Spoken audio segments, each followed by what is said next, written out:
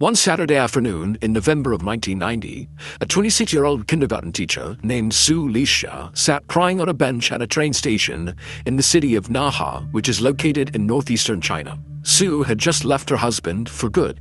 They'd had a bad marriage for a long time. It was very contentious. They fought all the time. And that morning, they had gotten into this major fight, and for Sue, it was kind of like the final straw. And so she just stormed into the bedroom, grabbed some things, threw it in a bag, and just stormed out. She was done. But Sue really didn't have a plan for what she was going to do once she left the house. And so she found herself just sitting at this train station doing nothing, just staring at the trains rolling in and out over and over again.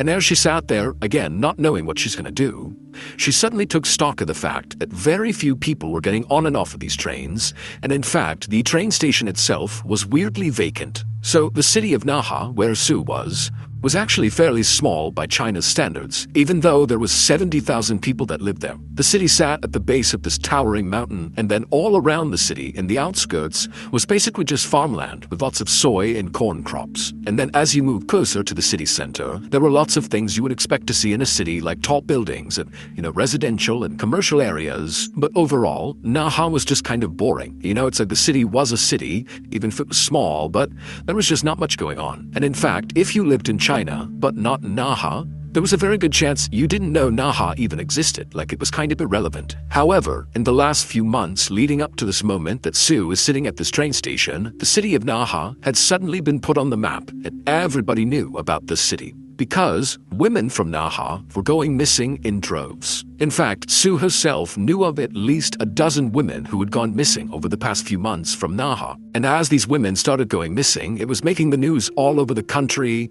and women who lived in Naha were acutely aware of the risks of being out alone, in fear that somebody was going to come snatch them up and take them away. In fact, every time Sue would go to work, she would make sure she would walk with other women, like in pairs, to ensure safety. This was a really scary time if you were a woman living in Naha. However, the caveat to the missing women was all of them, to this point, when Sue was sitting at the train station, had been sex workers. And Sue, she thought, in virtue of not being a sex worker and instead being a kindergarten teacher, that somehow she was not actually that vulnerable to being snatched up or, whatever was happening to these women, she just felt like it wouldn't happen to her. But now, as Sue sat at this train station, which again was eerily quiet and vacant, she couldn't help but feel like she had made a bad decision being here. She felt like she could easily become the next woman who went missing from Naha. And so Sue began to think, maybe I should just go back home and try to patch things up with my husband, mostly for her safety, just to go back inside her home and be safe again. But before she could stand up to do that, she noticed on the other end of the platform this man who was exceptionally well dressed with his beautiful brown wool coat and fancy pants. He looked like he stepped straight out of a fashion magazine. He came up onto the train platform, and without saying a word, he walked slowly down the platform all the way to where Sue was, and he reached into his pocket and he held out a tissue to her because he saw she was crying. And Sue, she's looking up at the sky, and again, there's nobody else here, and she's very much on edge, and she doesn't know what to do. It was already creepy that this place was vacant, but it's even stranger to have a random man come up to her and try to initiate some sort of interaction with her. It just felt wrong and weird and very suspicious. But as Sue stared at the sky, trying to figure out what his angle was, she could see that he had kind of kept himself standing back from her, kind of a respectful distance, not trying to crowd her out.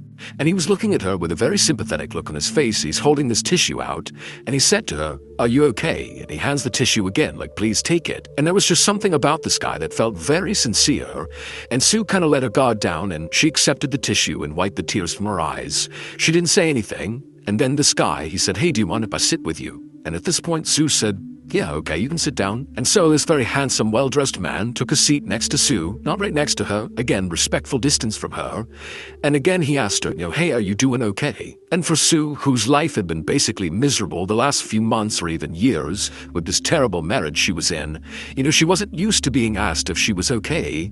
And this man, who she didn't know, had caught her at this very vulnerable moment in her life, and it was like all her emotions just came pouring out, and she began sobbing hysterically, telling this guy that no, she was not okay. Her life was in ruins. She had just abandoned her family, and she had no idea what she was going to do. And finally, when Sue stopped telling this guy all about her problems, she felt very embarrassed and kind of looked up at him like she was sorry for even saying as much.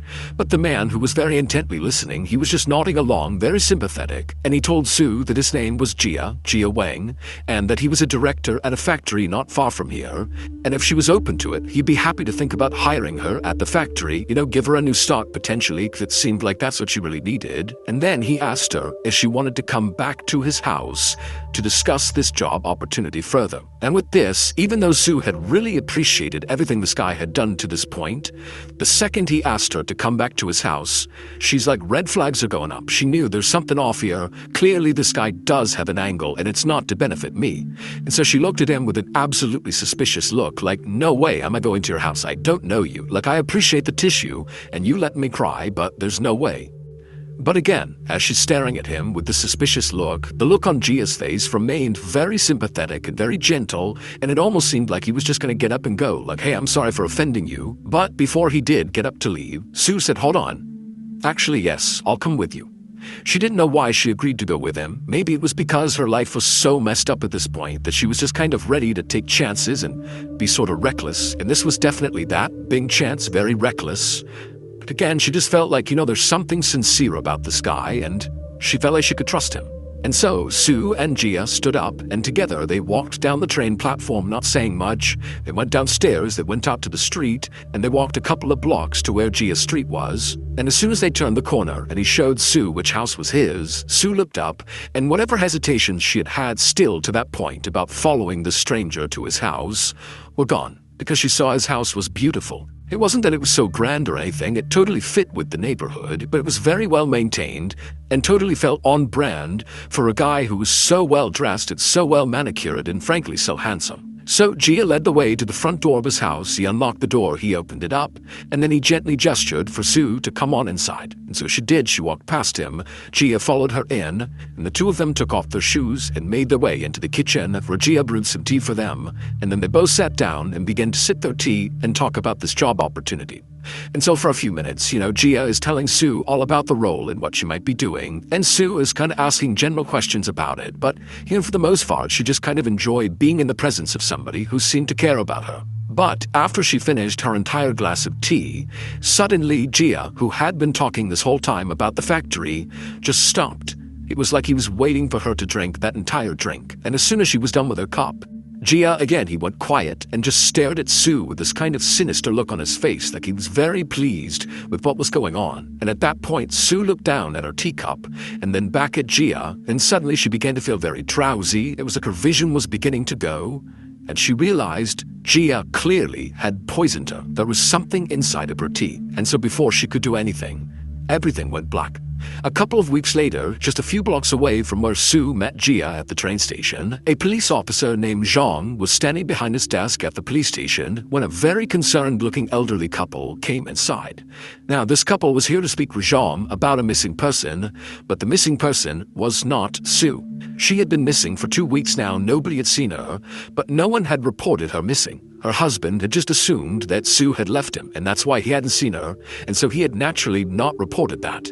And again, nobody else knew she was missing, so keep that in mind. Officer Zhang has no idea about Sue and Jia, none of it. But when this elderly couple came in to make a missing person report, Officer Zhang was not the least bit surprised. It was now December of 1990, and over the past 6 months, 20 women out of Naha had suddenly gone missing. Remember, Sue is not one of those 20. The 20 are mostly sex workers who went missing at that same train station where Sue met Jia. And so Officer Zhang was used to making all these missing person reports. But candidly, the police actually felt like, because these were sex workers that were going missing, they weren't sure if they were actually being abducted or if they were simply getting on a train and kind of leaving town to go work somewhere else. And so really there wasn't a whole lot of investigation happening to figure out why so many of these women were going missing. But again, Officer Zhang, he's not surprised that they're telling him they want to file a missing person report. But when Zhang took this elderly couple to an interview room to talk to them about whoever was missing in their lives, when this couple spoke, Officer Zhang knew this was different, because the couple was not reporting another missing woman from Naha who also happened to be a sex worker.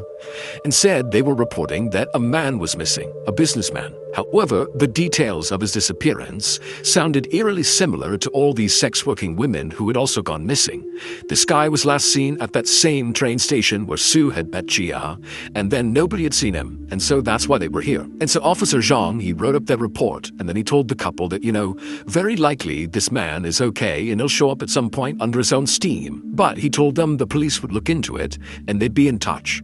However, as this couple got up and turned around and laughed, Officer Zhang couldn't help but feel like this missing man and all these missing women went missing from the same place, and it's the same city and it's the same pattern over and over again, but now we have a man. And even though Zhang wanted to write it off as an anomaly, he started to wonder if this missing man was connected to all these missing women. Because by January of 1991, so 2 months after Sue had gone missing without a trace and still had not been reported by anybody, and 6 weeks after that elderly couple reported that man missing, another 5 people from Naha had gone missing, 2 more women and 3 more men. And so now the police in Naha were looking at 26 people, men and women, that had all gone missing very recently out of Naha, and nobody had a clue what happened to them. And importantly, because now there were men who were not sex workers who were going missing, the police couldn't just write this whole thing off as, oh, these sex working women are just going to another city to go do their work there.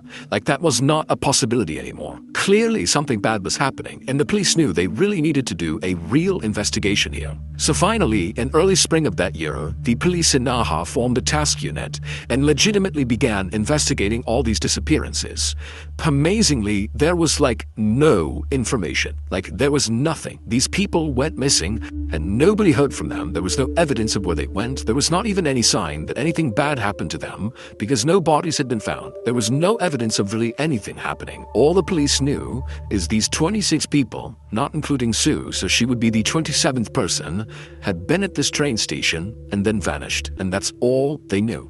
And it got to the point where this story really began to spread around China, and it became like this running joke that if you don't want to live, go to Naha, because everybody assumed there had to be some sort of serial killer or something happening there who was just roaming the streets, picking people off.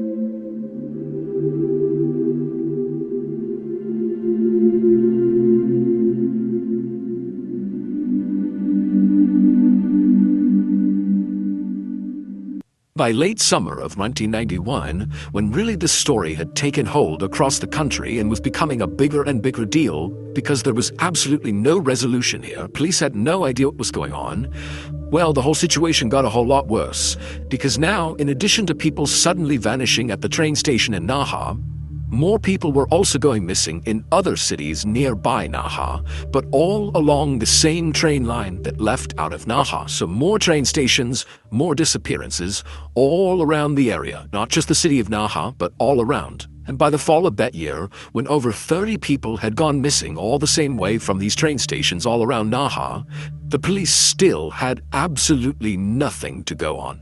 All they had is, here are these people, here's where they were, they vanished. We got nothing else, no bodies, no evidence, nothing.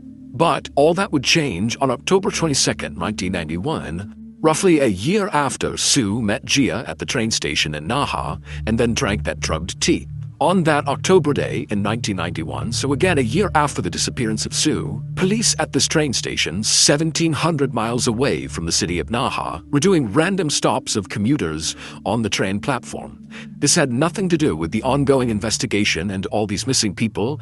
This was just like public safety stuff, where the police were kind of just walking around, looking for people who looked suspicious and then checking in on them to make sure they weren't doing anything illegal. And on this particular day, at this train station far away from Naha, one of these officers spotted this very handsome guy in a beautiful brown wool coat and very fancy pants and shoes, and he stood out a lot because of, frankly, how beautiful he was. And so the police officer saw him, and this very handsome guy looked up, and he saw the police officer, And it was like immediately he did something very suspicious. He reached down, grabbed a bag, and quickly turned around and began walking away.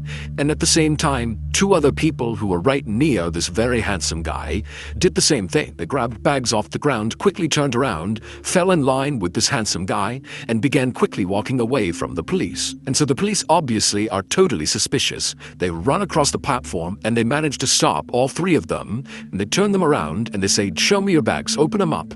And the police, they would open up these bags and they contain drugs. And so right away, these three know they are caught, but they don't say anything. They just stand there and they're totally silent as the police are asking them, like, "What are these drugs? Where are you going with these? What's going on here?"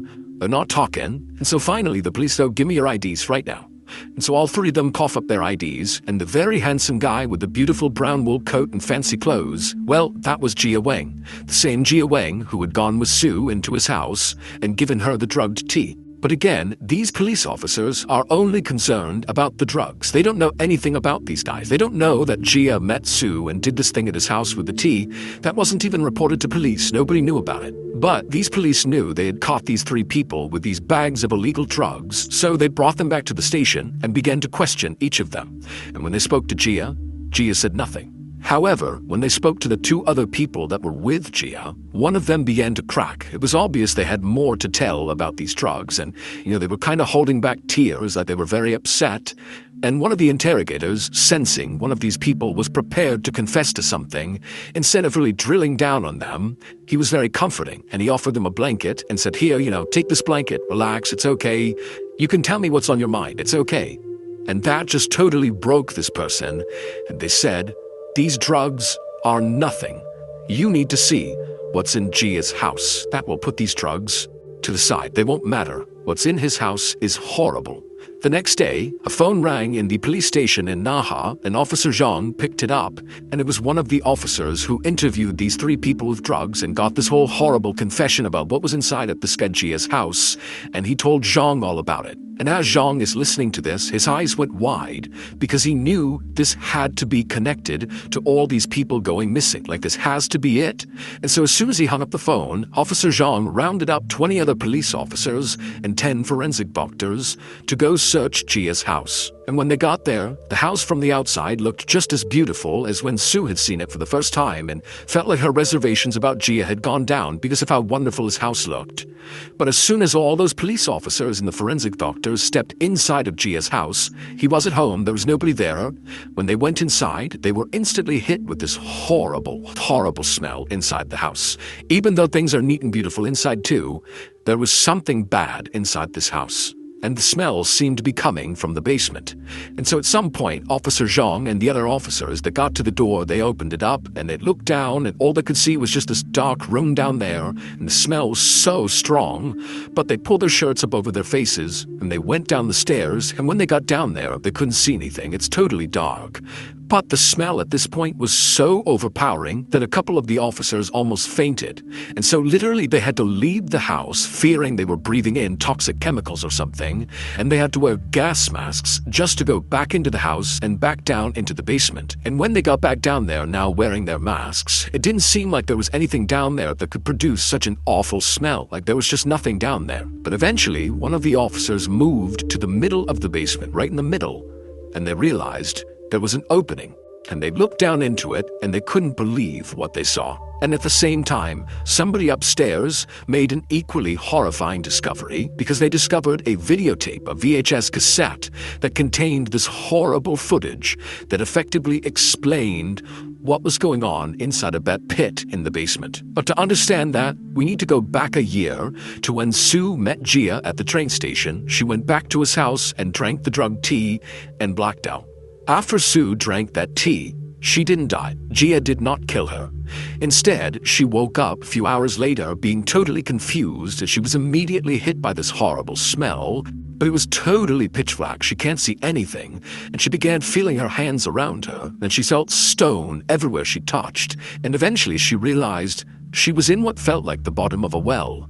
But it wasn't water she was standing in. She was standing in something that almost felt like jelly, and she began kind of touching it to figure out what it was. She could not tell, but she couldn't help but feel like the things around her were kind of moving, like they were alive. Then suddenly, a lid that clearly sat atop of this pit began to slide over above her, and so suddenly light was coming down into this pit. And at first, Sue looked up and she didn't see anything, but then she looked down and realized what was all around her. It was people, dead people, and potentially even half-alive people that were just stuffed into this big pit that were all kind of decaying or, slowly dying or whatever it was, and she's just standing amongst it all. And then she looks up and she sees it's Gia, the beautiful man who had brought her here. He's standing up there looking down at her with a smile on his face, and Sue immediately pleads with him to please spare me, don't kill me. And Gia, he looks down at her kind of inquisitively, and he says, if I left you out of there, will you do anything I tell you to do? And Sue said, yes, I'll do anything, just get me out of here, please.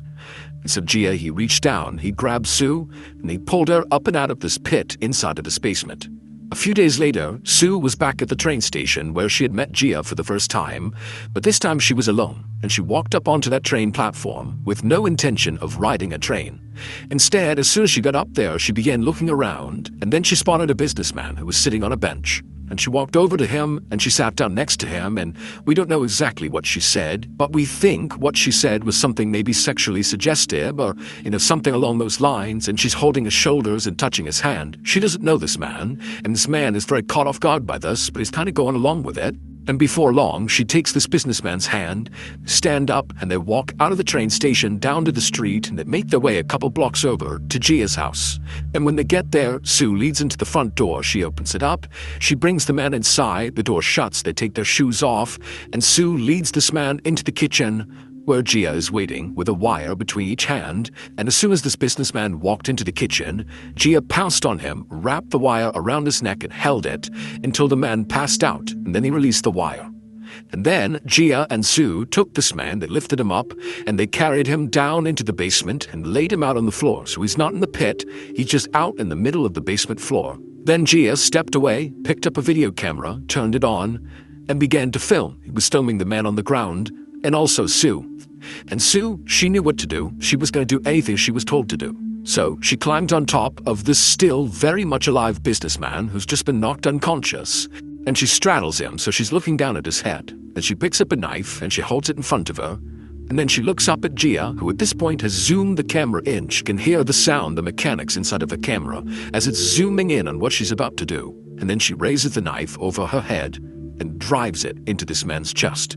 The video that Gia shot of Sue murdering this man was the video police found on the first floor of the house shortly after police had found this horrible pit in Gia's basement. It would turn out that Gia Wang was absolutely the serial killer who was responsible for all these people going missing from the train stations. He would abduct them just like he did Sue, and he would bring them to his house, and then he would do horrible, horrible things to them, and eventually he would chuck their bodies into this pit. And so when he abducted Sue, he actually thought that when he drugged her, that he had killed her and he had chucked her into the pit, believing she was dead.